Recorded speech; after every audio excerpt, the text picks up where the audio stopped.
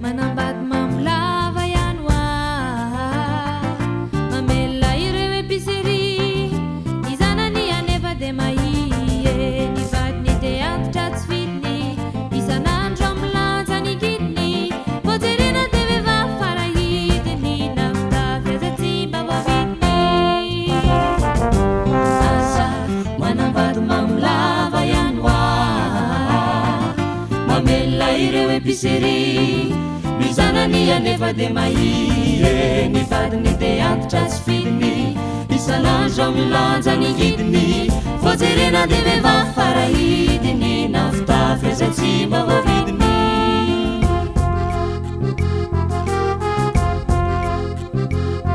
ianareo courant bleu mivoany fiangonana vonjeo avokoa zay mety io lanonana lazao ambarao kikao fa ratsy mitoke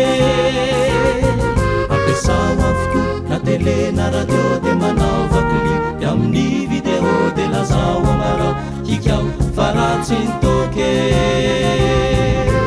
aza manambady mamolava ihany hoa mamela ireo épicerie mizanany anefa de mahie ny vadiny de antitra tsy fidiny isan'andro milanja ny kidiny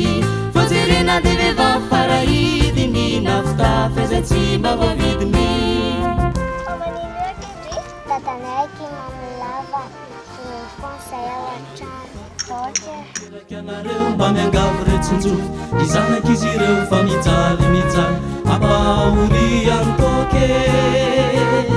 repitondra fanjakana mba hovay ny lalàna bekarony aby fandray antoka midino ny vary mba ialana ny vahoke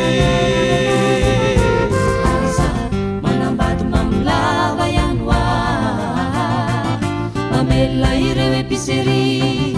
mizanany anefa de mahie ny vadiny de antitra tsy fidiny isan'andro amilanja ny kidiny voajerena de vehivavy farahidiny nafitafy aza tsy mba voavidiny aza manambady mamolava ihany hoa mamela ireo épicerie mizanany anefa de mahie